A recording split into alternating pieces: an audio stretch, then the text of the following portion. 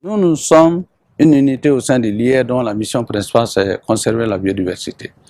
Le TRIPA se veut être un instrument juridique assez contraignant dont l'objectif principal c'est la conservation, la gestion et l'utilisation durable des ressources génétiques et des plantes.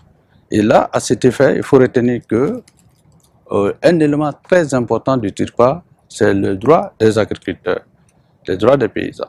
Ces droits des paysans, il ne faut pas le voir en termes de droits tels qu'on a toujours entendu parler, il faut voir ça par le fait que les producteurs ont conservé la biodiversité locale pendant plusieurs années. Et ceci, depuis les millénaires, ces paysans continuent à conserver la biodiversité et ce travail continue. La sécurité alimentaire, d'une manière globale, pour ces paysans-là, dépend essentiellement de ces variétés locales. Parce que si vous faites une étude, vous allez, c'est vrai, moi j'ai fait technologie des semences, mais quand vous faites une étude beaucoup plus fine, vous vous rendez compte que le taux d'utilisation de ces variétés provenant des semences sont très élevés par rapport aux variétés qui sont améliorées. Nous avions un pavé en variété améliorée, lait par rapport aux variétés locales. Bon, et cela est fonction d'une espèce à l'autre et d'une catégorie d'espèces à l'autre. Par exemple, si tu prends le riz irrigué, bon, majoritairement, les variétés de riz irrigué qui sont utilisées sont des variétés améliorées. Par contre, si tu vas sur les riz de bas-fond, il y a plusieurs variétés de riz de bas-fond qui sont utilisées aussi. Donc, le taux d'utilisation aussi de ces variétés, de ces variétés locales est très important. Donc, ce qui fait que l'intérêt pour ces paysans de conserver ces variétés locales est extrêmement important. Important pour les paysans dans un souci de production directe, mais important aussi pour la recherche. Les variétés locales aussi contribuent essentiellement à l'amélioration variétale. Si vous prenez les variétés telles que, si on prend les variétés comme Tourognon C1, donc Tourognon C1, c'est un composite, mais ça a été créé à la suite des collectes de matériel local dans le pays de Gon, dans les coins comme Ningari et Dourou, tout ça là qu'on a été collecté là-bas et qui sont venus travailler à la station de Sindana pour faire sortir ces matériels. L'intérêt de ça aussi, de cette biodiversité locale, c'est qu'elle est diversifiée.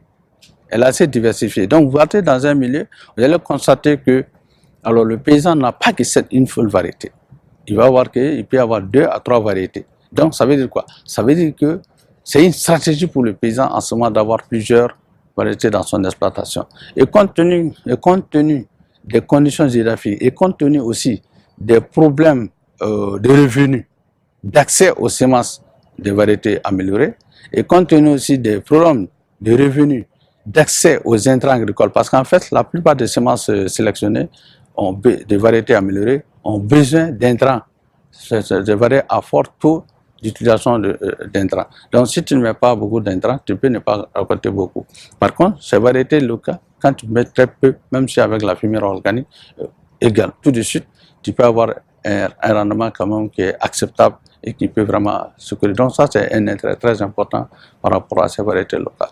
Et en plus de ça, ils sont dans un système où les gens peuvent échanger les semences facilement sans que ça ne soit toujours monnayé. Donc en plus de ça, il y a un problème de goût aussi. Il y a un problème de goût. Voilà. Quand vous voyez ces variétés locales, ils ont souvent un goût beaucoup plus